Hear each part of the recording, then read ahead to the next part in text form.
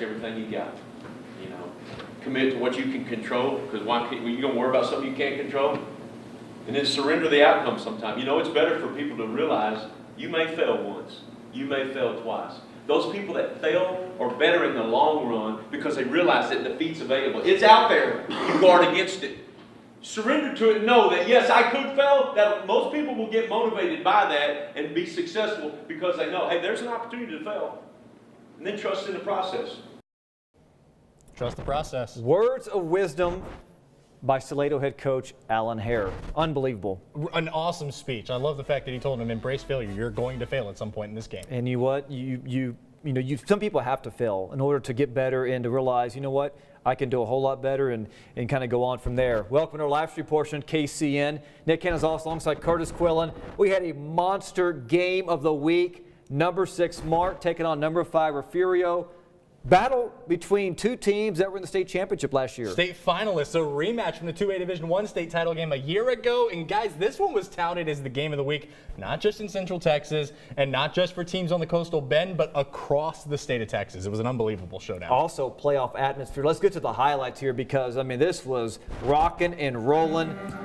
We thought it was going to be a close game. Mark came out, delivered the knockout punch like Mike Tyson. Panthers all over the Bobcats first half. Mark already up 21-0. Tyreek Horn helped add to that. 43 yards for the touchdown, 28 zip at the break. Second half, Refugio trying to get something going.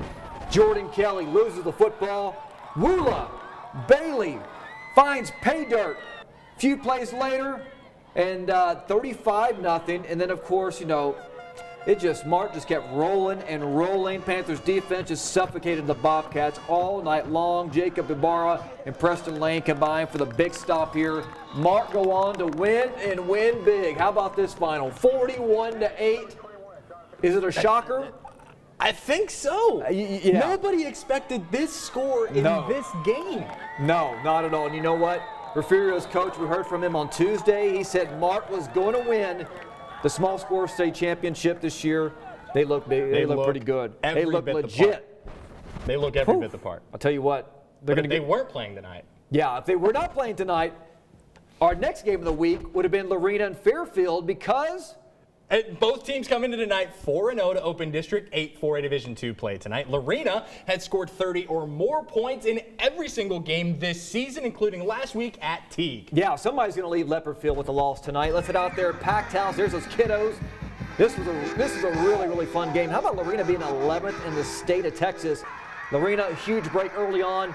Punt return by Ben Schmetchhammer. I hope I said that right. Deep into Eagle territory, setting up A.J. Bell, last week's Gridiron Player of the Week for the 7-yard touchdown run. Leopards go on top. Then Lorena, they would force a punt, and they would cough it up right here. You can't do that against great teams, especially. Gotta field it. Yeah, Lorena pounces on it, gonna set up the Eagle offense, or Leopard offense, should say, in the red zone. A few plays later, Mr. Bell. Yeah, second touchdown of the game. Leopards cruising this one, 41-13. That's another stunner right there. That really is. You know who else is opening district play tonight? 3-1 Connolly on the road, taking on 2-2 Salado. First play from scrimmage. The snap goes haywire for the Cadets. Rustin Hale makes the recovery. It is Eagles ball. 3 plays later, handoff to Hunter. Gets the touchdown from 3 yards out. PAT's good. Salado's up 7-0. Next Eagle possession, Connor Cook gets the handoff. He's in from 3 more. It's 14-0 at that point. This one's close in the end, 40-35. The big win for Salado. China Spring, they've alternated wins and losses so far this season. Of course, tonight, look to remain unbeaten at home. They were taking on Liberty Christian. Cougars get on the scoreboard first. Larson Coe splits the uprights. 3-0 China Spring there. So Liberty Christian, what would they do? Well, they would answer with a field goal of their own here. This was about, looks like about 25 yards out. This would tie things at 3 apiece. So they kind of slowly, offense getting together here, but Cougars do come storming back. Braden Faulkner calls his own number. Nobody's going to catch him. You could go drive a bulldozer between that hole right there. That was huge. 10-3 China Spring at that point. They go on to win and win big. 37-16 your final. They improve to 3-2 on the season. They'll travel to face off against St. Thomas Catholic next Friday night. All right, Kurt, let's go back to our game of the week. What a game it Mark was. put it on Refugio tonight. Jessica Maury didn't have to pay for a ticket. She had VIP access.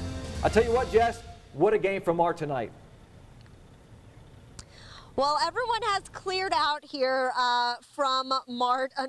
Understandably, this game ended at 9:45, but this place was packed from about 5:15 until the game ended around 9:45, 41-8 the final. Little funny story, when we got here around 5:15, the scoreboard had a score on it, and it said 46 home team, visitors, nothing. And I was like, that score's not going to be anything like that. That's funny, but it was. 41-8, very close.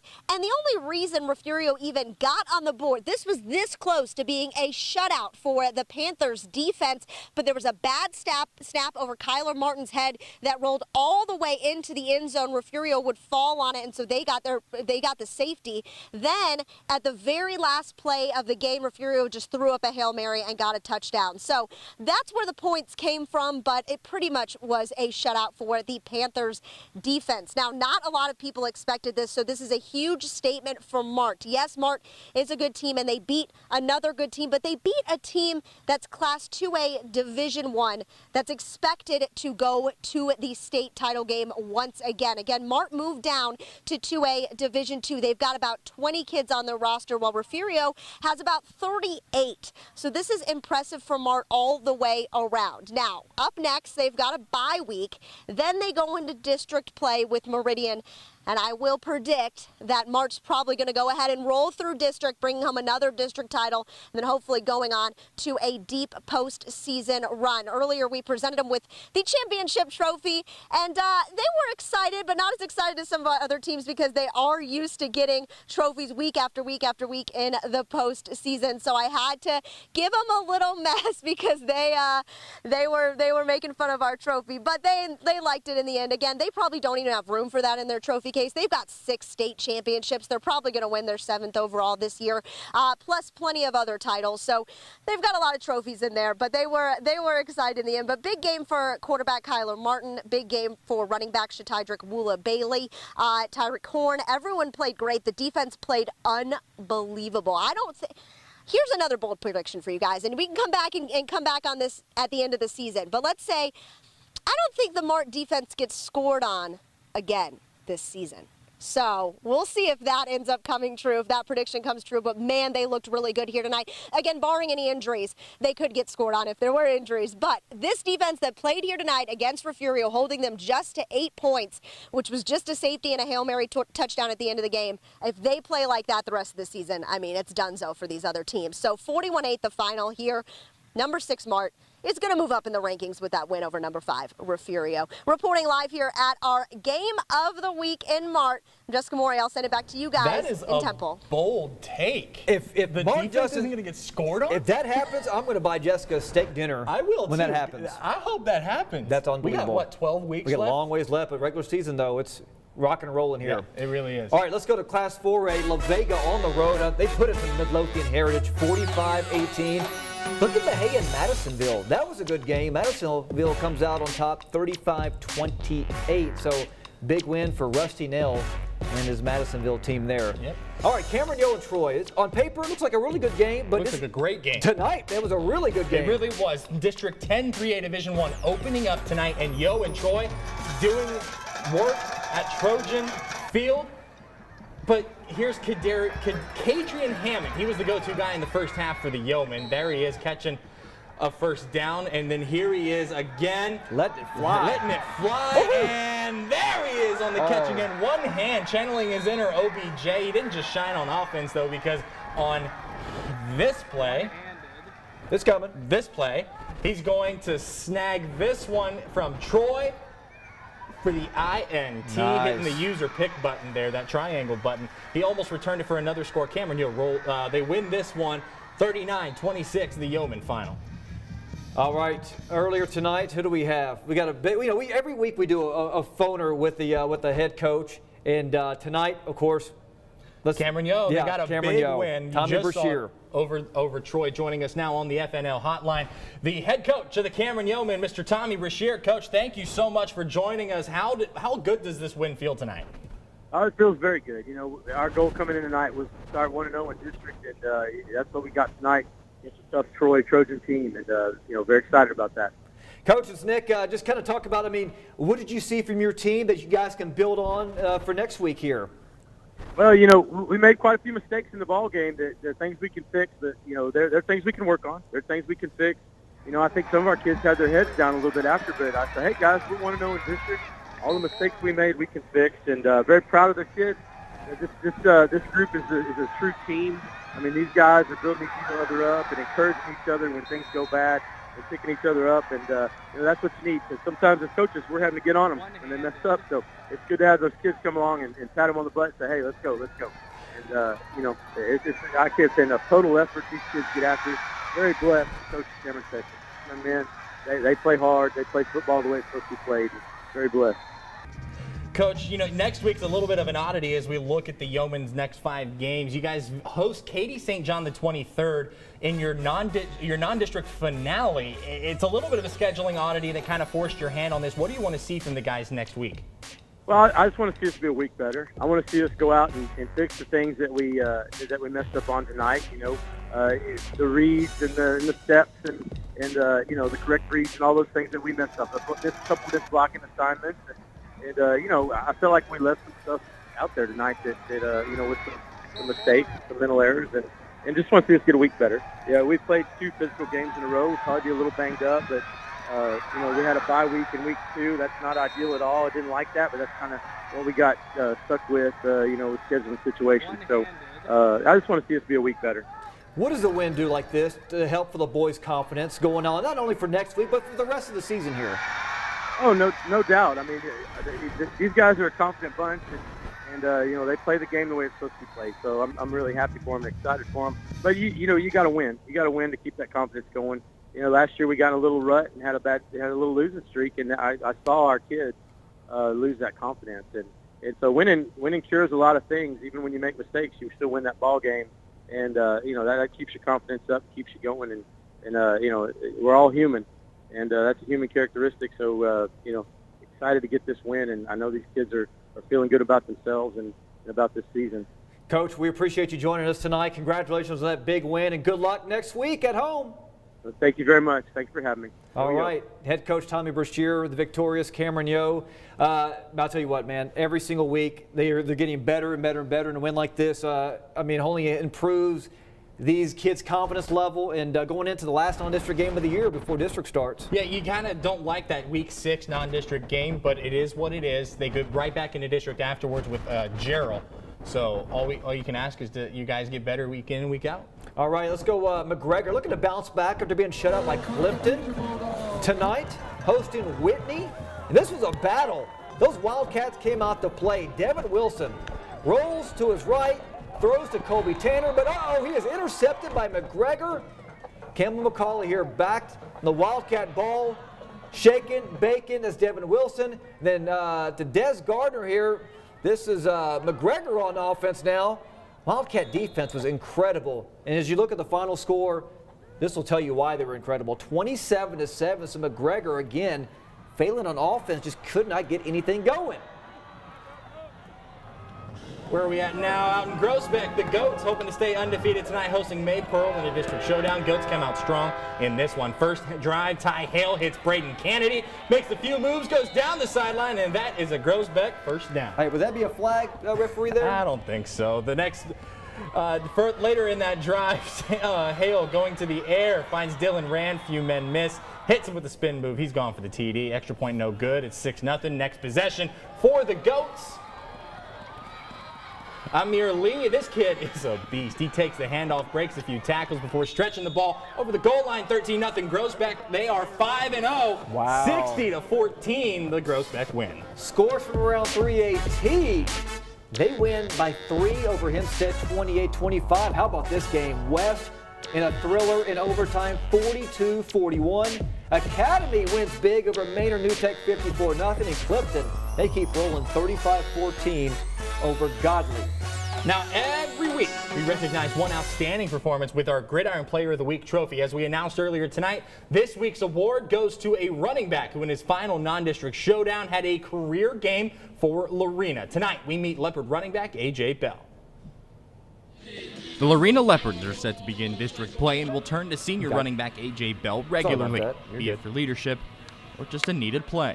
Just some great holes from our offensive line. They worked really hard this past week, and as you can tell, it paid off on Friday night's game. In Week 4's final non-district game at Teague, Bell had a stellar game for the Leopards, going for 202 yards on 23 carries. And when asked about the game, Bell immediately deflected credit to the holes created by his offensive line. When one of our running backs shine, I mean, that's good enough for us. Like, that just feels good for us because we know if they're doing good, then that means we're doing our job. That's a part of it, but he's being a little humble with that part of it because, he does accelerate and he gets through the holes in a hurry, and that's, one of his assets. When we asked A.J., he said Friday night at Teague was his best performance ever, averaging almost 10 yards a carry with not just one score, but 4 of them. That was my first game scoring 4 touchdowns. I had one big game last year that I scored 3, but this was by far my biggest game. Hopefully we'll keep him healthy and keep him, get the ball in his hands, and if our offensive line will continue to improve. I think that's a big thing. For now, the Leopards turn their attention to a district slate.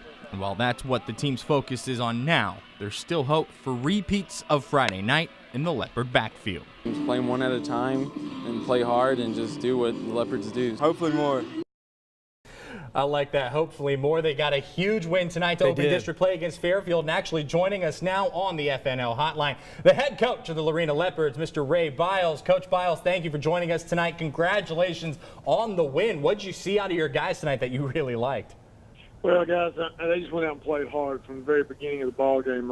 It was a lot of fun to watch, and anytime your kids play hard, well, you got a chance to beat anybody, and they did a wonderful job tonight. Hey, Coach, it's Nick. What does a win like this do for your confidence level going into next week? Well, I mean, you have to take it for what it's worth, Nick. We're going to have to enjoy it tonight, but you know what I'm saying. Tomorrow we're going back to work, and it's Conley next week, and it'll be another dogfight with somebody else. So, I mean, it is great that, the kids are playing well and everything, but they understand it's a one-night stand. You've got to go out every week and perform. You mentioned a dogfight, Coach. You've got 5 district games left. There's not a bad team in this district. As we look at Lorena's next 5 games, Coach, what's it going to take to get out of district? Well, I think number one is like I said, you got to bring your A game every Friday night because top to bottom. I don't know. People ask me in the summer predict where this district's going. I said, there's 5 or 6 teams that can win this district championship, and there still are 5 or 6 teams that can win this district championship. So we've got our work cut out for us. We've just got one game up on a few other teams, and really that's all we have. And that's the way we're going to have to approach it. We've got to go out next Friday and play it again. During two-a-days, everybody always talks, hey, we got to go 1-0 each and every week and hopefully, try to win each and every week. But it's one thing to say it, another thing to do it. What's been so successful for you guys that week after week you guys have been going 1-0 and you keep getting better, the confidence keeps getting bigger and better? Just kind of talk about the mindset in the locker room right now. Well, I mean, we can say it all we want to, but if they don't go out on Monday and Tuesday afternoons, the big grind days, and get after it and work hard and push themselves and push each other, compete. Our kids compete in practice, which is huge. They'll compete in practice, and I don't ever have to worry about Friday night. So, there are a lot of things I think our kids do well during the week to prepare themselves for Friday night, because if the hardest thing that they have to do in the week is play a ball game on Friday night, I, as a head coach, have failed them. So, we do what we can do to force them to play hard and to practice hard and to get after it, and they've done a great job of accepting that and pushing themselves through the course of the season so far. Coach, when you called, we were airing our Player of the Week story on A.J. Bell. You mentioned that he's a really humble kid. What is A.J. Bell like? What should people in Central Texas know about your senior tailback? He's a great kid. And he deflects a lot of stuff towards his offensive line and other folks, and he is well aware, if you just hand me the ball and nobody blocks, I'm going to get squashed. But, he also spreads out some of that glory for those Hogs, because he knows that, they the ones that make it happen. But he is a humble kid, and he does a great job for us, works hard every day, doesn't take a day off. But I think also those kids respect each other when they see that type of attitude. People are going to come out here and work hard play for me, and I'm going to play for them. Coach Biles, we appreciate you joining us, and best of luck the rest of the season. Best of luck next week, and congratulations on that big win tonight. Guys, thanks so much. We appreciate the opportunity. All right, it's the legendary head coach Ray Biles. I love that guy. He's a great coach, and his kids love playing for him. Yeah, and it shows right there that they are just rocking and rolling. And I'll tell you what, this is going to be a fun district to watch for the rest of the season.